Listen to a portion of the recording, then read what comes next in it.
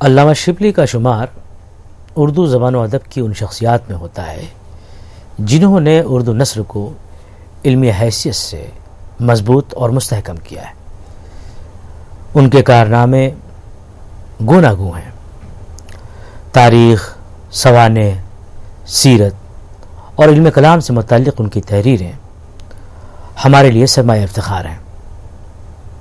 وہ سیاسی، سماجی، تہذیبی اور علمی و فکری ہر سطح پر قدیم و جدید کی آمیزش کے ترجمان اور نقیب تھے۔ علی گڑھ سے وابستہ رہے، تحریک الندوۃ العلماء سے بھی منسلک رہے اور مشہور تصنیفی ادارے دارالمصنفین بھی قائم کیا۔ جو مشہور تصنیفی ادارہ تھا دارالمصنفین، اسے قائم کیا۔ غرض وہ ایک ہم جہت شخصیت کے مالک تھے۔ ابھی جو ان کی ابتدائی زندگی سے متعلق گفتگو ہوئی ہے، ان کی شخصیت اور ان کے کردار سے متعلق قدر تفصیل سے ہم نے بات کی ہے، تو ہمارے ذہن میں ایک خاکہ بن گیا ہے۔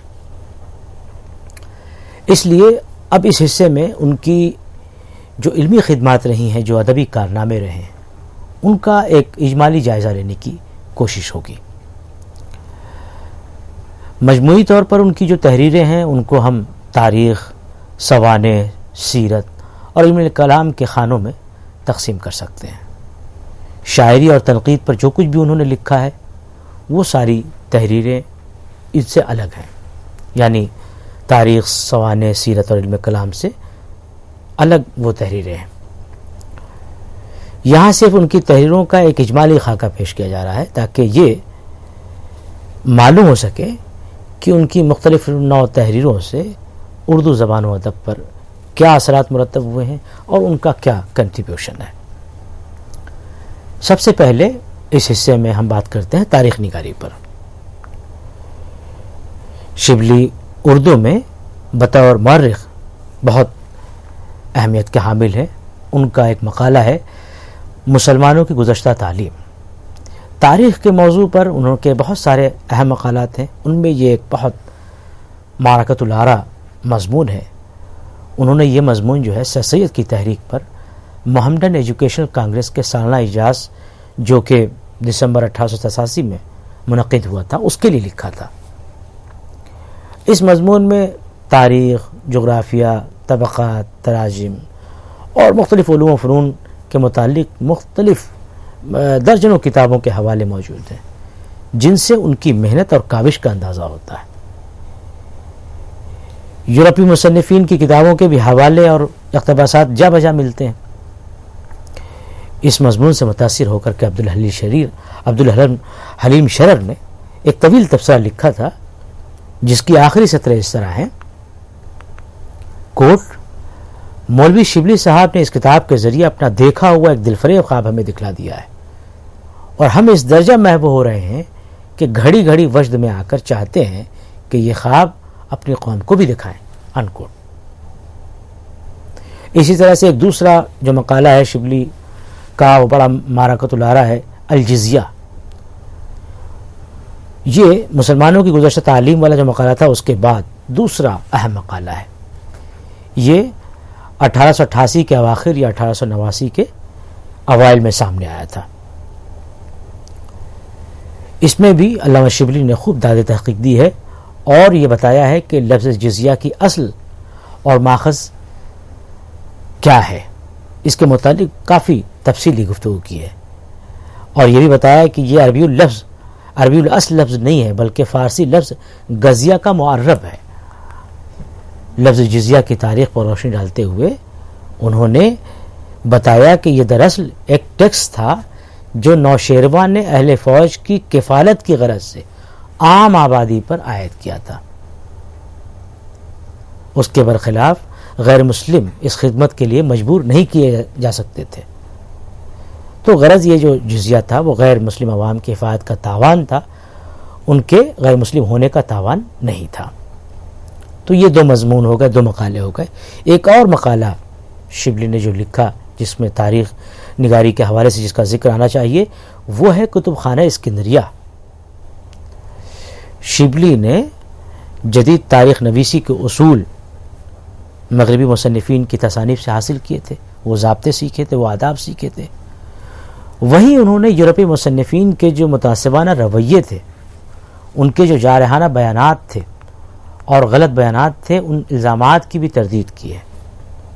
یہ مقالہ اسی سلسلے کی ایک کڑی ہے جس میں انہوں نے مسلمانوں پر اس کتب خانے کے جلانے کے الزام کی تردید کی ہے. یہ بہت ہی شاندار مقالہ ہے، اسے ضرور پڑھنا چاہیے. یہ 3 جو مقالات جن کا میں نے ابھی ذکر کیا، ان مقالات کے علاوہ شبلی نے الفاروق جو سوانح عمری لکھی ہے، المامون جو لکھی ہے، ان کتابوں میں بھی متعلقہ عہد کی تہذیبی و تمدنی تاریخ نہایت کامیابی سے بیان ہوئی ہے. علوم و فنون کی تاریخ نگاری کا رواج بھی اردو میں شبلی کا ڈالا ہوا ہے. چنانچہ آپ دیکھیں کہ علم الکلام جو کتاب ہے، انہوں نے اس کتاب میں اس علم کے جو عہد بعہد ارتقاء ہے، اس کا ڈیولپمنٹ ہے، اس کی تاریخ بیان کی ہے. تاریخ نگاری کے بعد جو دوسرا اہم عنصر ہے وہ سوانح نگاری کا ہے. تاریخ کی طرح شبلی نے سوانح میں بھی اہم تصانیف یادگار چھوڑی ہیں. اردو میں وہ حال ہی کے بعد دوسرے بلند پایہ سوانح نگار تسلیم کیے جاتے ہیں. یہاں ان کی سوانح خدمات کا ایک اجمالی جائزہ پیش کیا جا رہا ہے. المامون ان کی پہلی سوانحی تصنیف ہے جو 1888 میں سامنے آئی. یوں تو اس کا جو موضوع ہے وہ مشہور عباسی خلیفہ مامون رشید کی سوانح عمری ہے، لیکن متعلقہ عہد کی تہذیبی و تمدنی تاریخ بھی اس میں ہمیں نظر آتی ہے. اس کتاب کے 2 حصے ہیں.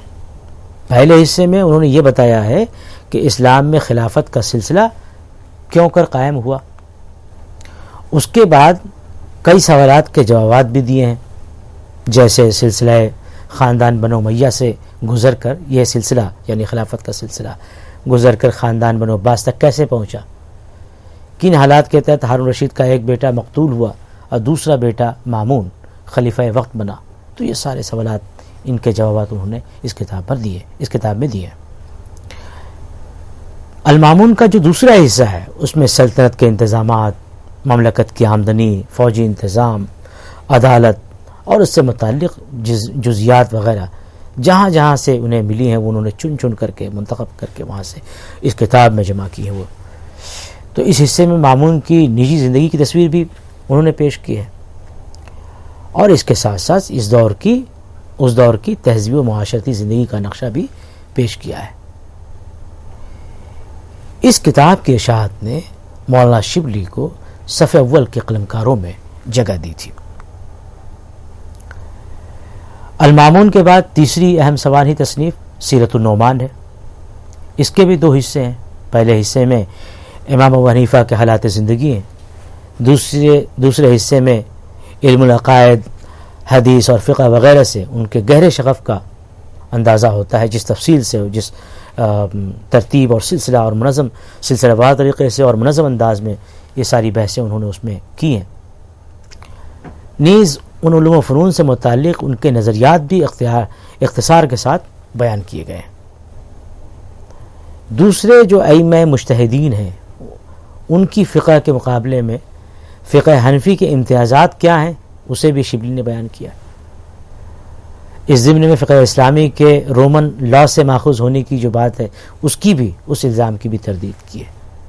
شبلی نے یہ کام بہت تحقیق سے اور بہت محنت سے کیا ہے کہ خاص طور سے جو مغربی جو مستشرقین تھے ان کی کتابوں نے جو مسلمانوں میں جو جدید طبقہ تھا، یعنی کہ جو روشن خیال طبقہ تھا، جو پڑھا لکھا طبقہ تھا، جو اس میں اپنے منابع سے، اپنے سرچشموں سے جو ایک تشکیک ان کے تئیں پیدا ہو رہی تھی، ان سرچشموں کے تئیں مذہب اور عقائد کو لے کر کے ان کو دور کرنے میں، ان کا ازالہ کرنے میں شبلی نے بہت ہی محنت سے کام کیے، بہت ہی کاوش کی ہے.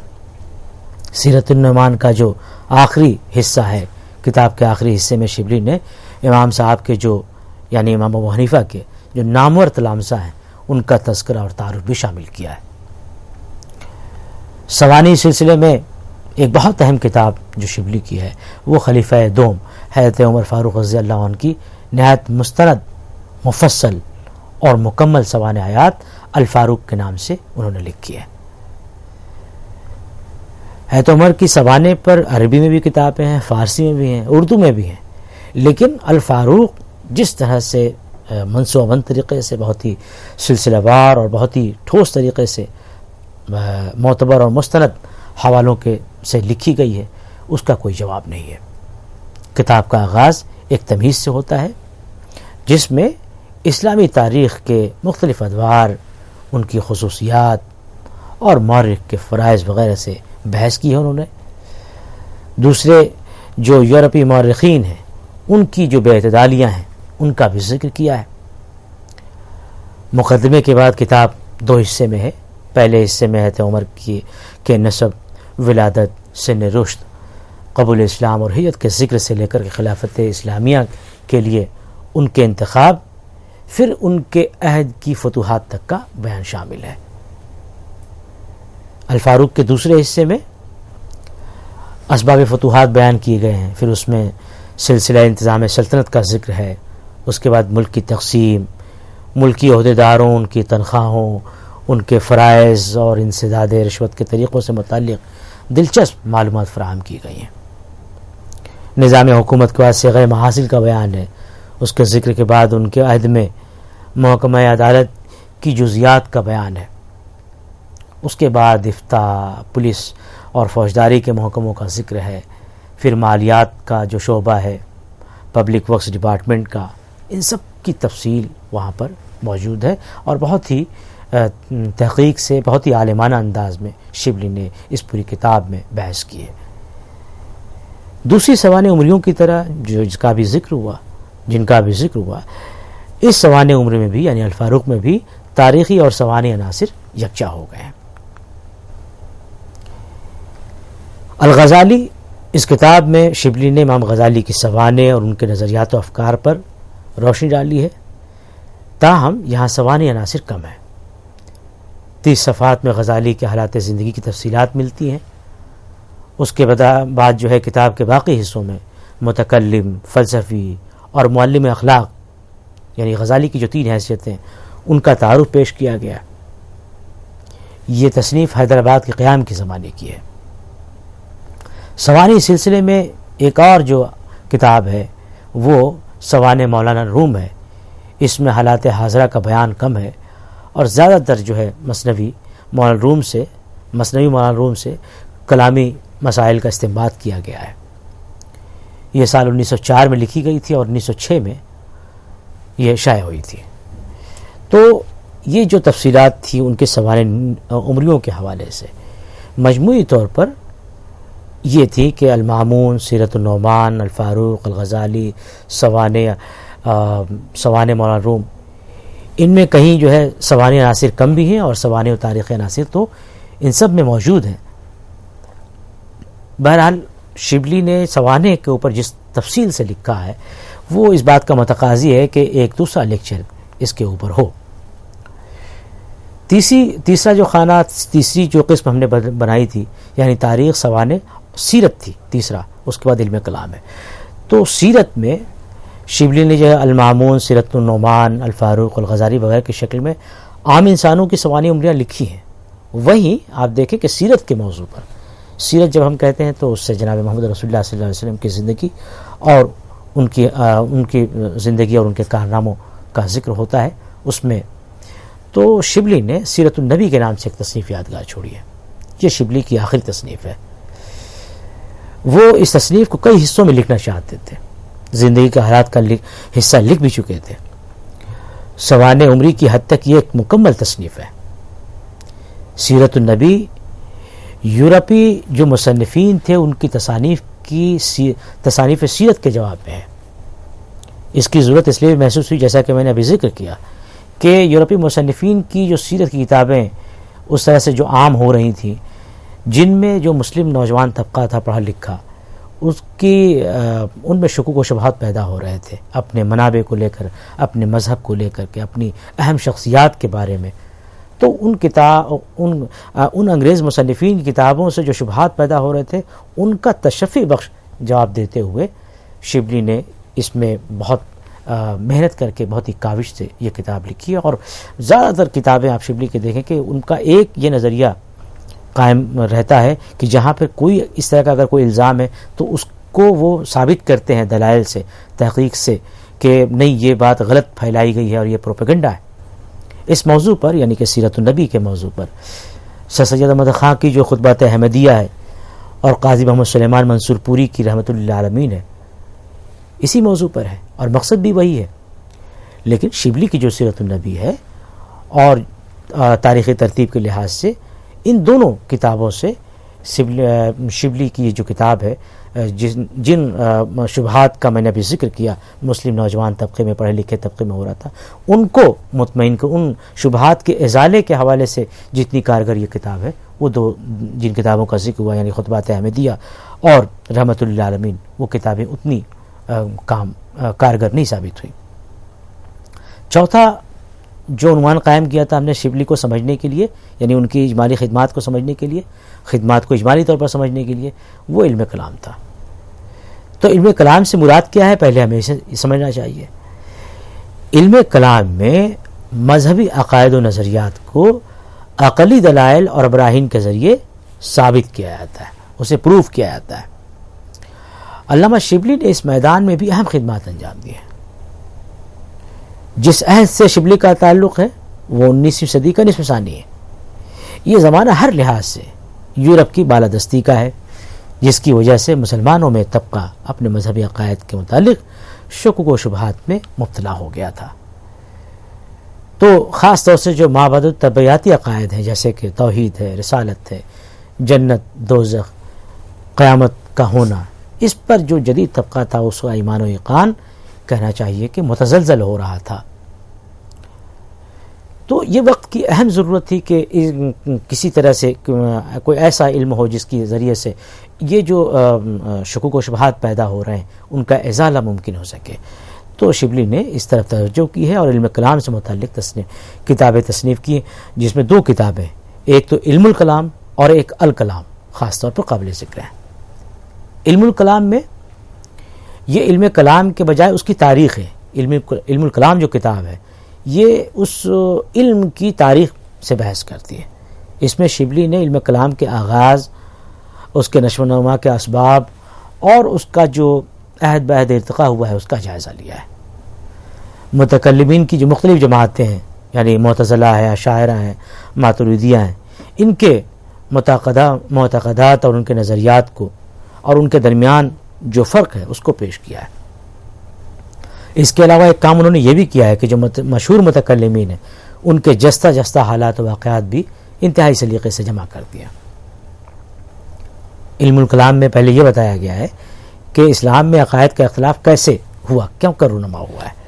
پھر 5ویں صدی ہجری تک کے عرصے میں علم کلام کی تدوین، ترویج اور مخالفت نیز اس کے عروج و زوال کی داستان بھی پیش کی گئی ہے. اس کے بعد اشاعرہ کے علم کلام کی تفصیلات نیز اشعری متکلمین میں امام غزالی اور امام رازی کی تصانیف اور ان کی خدمات اور کارناموں کا تذکرہ ہے. اگلے حصے میں ابن رشد، ابن تیمیہ اور شاہ ولی اللہ دہلوی کے علم کلام سے متعلق جو ان کے کام ہیں ان کا جائزہ لیا گیا ہے. ایک مستقل باب میں متکلمین کے علاوہ حکماء اسلام میں فارابی، ابن سینا اور شیخ الاشراق اور ابن مسکویہ کے نظریات کو بھی بیان کیا گیا ہے. آخر میں علم کلام پر ایک اجمالی تبصرہ ہے اور اسی پر یہ کتاب ختم ہو جاتی ہے. دوسری کتاب جس کا میں نے ابھی ذکر کیا الکلام ہے. اس کتاب کو علم الکلام کا دوسرا حصہ سمجھنا چاہیے. پہلی کتاب میں یعنی کہ علم الکلام میں علم کلام کی تاریخ بیان کی گئی تھی. اس حصے میں نئے علم کلام کی بنیاد ڈالنے کی کوشش کی تھی شبلی نے. نئے حالات اور نئے مسائل کے پیش نظر انہیں نئے علم کلام کی ضرورت محسوس ہوئی تھی. اس کتاب کو انہوں نے 3 حصوں میں تقسیم کیا: عقائد، عبادات اور اخلاق. ان تینوں حصوں میں عقائد کا حصہ تھوڑا تفصیلی ہے. اس میں توحید، رسالت، وحی، قیامت اور دوزخ و جنت وغیرہ سے متعلق عقائد کو نئے عقلی دلائل کی روشنی میں شبلی نے پیش کیا ہے۔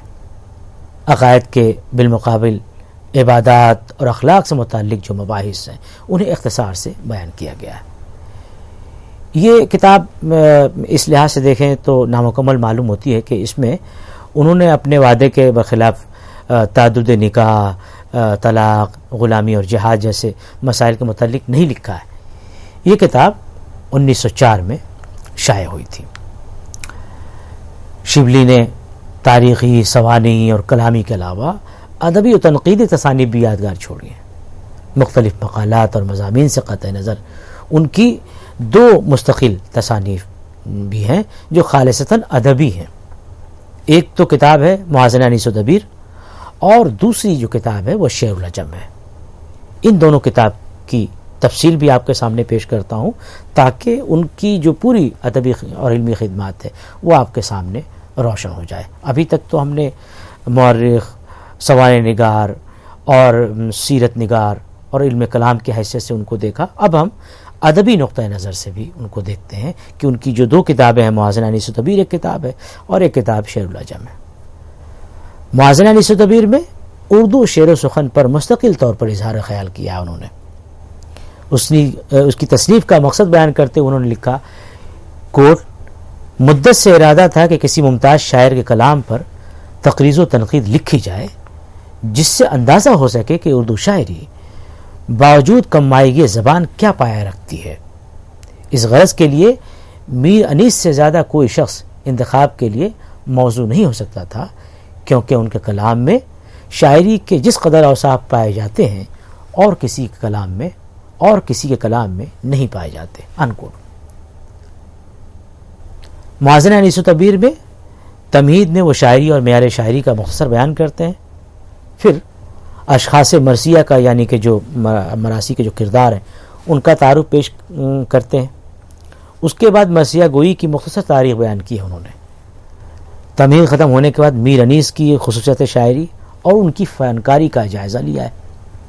اس میں فصاحت و بلاغت، روزمرہ و محاورہ، تشبیہ و استعارہ اور مختلف صنائع و بدائع کی تعریف کرتے ہوئے انہیں میر انیس کی شاعری پر چسپاں کر کے دکھایا گیا ہے۔ اس کے بعد محاکات، واقعہ نگاری، منظر نگاری، کردار نگاری وغیرہ ایسے عنوانات قائم کر کے مثال میں انیس کے مراثی کا بہترین انتخاب پیش کیا گیا ہے۔ پھر سلام، رباعیات، اعتراضات اور سرقات سے متعلق مستقل ابواب قائم کیے ہیں اور ان سے بحث کیے۔ سب سے آخر میں انیس اور دبیر کے کلام کا موازنہ اور مقابلہ ہے۔ اس کتاب کی خوب پذیرائی ہوئی اور کچھ لوگوں کی طرف سے اس پر اعتراضات بھی وارد ہوئے اور اس کے جواب میں المیزان، رد الموازنہ اور تنقید موازنہ جیسی کتابیں سامنے آئیں۔ کچھ لوگوں کو یہ اعتراض تھا کہ اس میں موازنے کا حق ادا نہیں کیا گیا، یعنی جس طرح سے انیس کے کلام سے وافر انداز میں مثالیں دی گئیں اور چنندہ اشعار اس طرح سے پیش کیے گئے، دبیر کے کلام کو اس دقت نظر سے نہیں پڑھ کر کے دیا گیا، وہاں بھی اس طرح کی خوبیاں موجود تھیں۔ یعنی کہ ایک طرح سے یہ اعتراض تھا کہ موازنے کا حق ادا نہیں کیا گیا اور بلکہ جانبداری برتی گئی۔ مرثیہ گوئی کی تاریخ نہایت سرسری بیان ہوئی ہے۔ کچھ یہ بھی اعتراضات تھے کہ تفصیلی مباحث کے بجائے طویل مثالوں سے کتاب کی ضخامت بڑھائی گئی ہے وغیرہ وغیرہ۔ بہرحال یہ اعتراضات اپنی جگہ پر درست ہو سکتے ہیں، لیکن یہ کہنے میں کوئی تعامل نہیں کہ اردو تنقید کے ارتقاء میں موازنے کی حیثیت ایک سنگ میل کی ہے۔ اردو میں تقابلی جو مطالعے کی بنیاد پڑتی ہے، ہم کہیں گے کہ یہ اسی کتاب سے پڑتی ہے، یعنی کہ تنقید میں جو موازنے کی ایک روش قائم ہوتی ہے ہمارے ہاں اس کتاب سے قائم ہوتی ہے۔ تو بہرحال یہ ہے کہ ایک بہت ہی اہم اور بہت ہی معرکۃ الآراء کتاب۔ شعر العجم بہت اہم ادبی تصنیف ہے۔ یہ کتاب 5 جلدوں میں، 4 جلدیں ان کی زندگی میں اور 5ویں ان کی وفات کے بعد شائع ہوئی۔ اس کتاب کا موضوع فارسی شاعری کی تاریخ ہے۔ شبلی نے فارسی کے قدیم، قدماء، متوسطین اور متأخرین کے نام سے 3 ادوار قائم کیے ہیں اور ہر دور کے لیے ایک جلد خاص کر دی ہے اور ان کو بہت تفصیل سے اس میں بیان کیا ہے۔ کسی اور موقع پر اس پوری کتاب کا ہم جو ہے ذکر کریں گے، بلکہ کچھ اس پر جو اعتراضات ہوئے ہیں ان اعتراضات کے حوالے سے صرف ایک یہاں اقتباس پیش کر کے میں اپنی بات ختم کروں گا کہ سید سلیمان ندوی نے اس میں بہت ہی کہنا چاہیے کہ ان کے شاگرد تھے شبلی کے، اور بہت یعنی کہ شاگرد رشید تھے. وہ ایک جگہ پر جب شبلی کے شعر العجم پر کچھ اعتراضات ہوئے تو اس طرح جواب دیتے ہیں، کوٹ، کہ شعر العجم شعراء کے اسماء و القاب، سنین و سال اور عمراء و سلاطین کی تنقیدی تاریخ نہیں بلکہ فارسی شاعری کا تنقیدی تبصرہ ہے. شعر العجم میں ہر شاعر کا تذکرہ اور سوانح پہلی چیز نہیں ہے، دوسری چیز ہے. اس کی پہلی چیز ہر شاعر کا شاعرانہ کمال اور سخنوری کا معنوی جوہر ہے. غرض وہ جسم و مادہ کی تاریخ نہیں بلکہ روح و دماغ کی تاریخ ہے. انکوٹ. ساری باتیں، سارے اعتراضات کا جواب ان کے شاگرد رشید نے اس چھوٹے سے کوٹ میں دے دیا ہے. اس لیے وہ سارے اعتراضات اپنی جگہ پر ہو سکتے ہیں، لیکن شبلی کا جو شعر العجم کا کمال ہے اور جو وہ پہنچانا چاہتے تھے، جو ان کا مقصد تھا، وہ اس میں کامیاب ہے. غرض شبلی، علامہ شبلی کی علمی و ادبی خدمات کا یہ مختصر جائزہ آپ کے سامنے پیش کیا گیا. آپ ان کے حالات زندگی کے ساتھ ساتھ ان کی اہم علمی و ادبی کارناموں سے واقف ہوئے. امید ہے کہ شبلی کی شخصیت اور ان کے علمی و ادبی کارناموں کا یہ اجمالی خاکہ آپ کو پسند آیا ہوگا. شکریہ.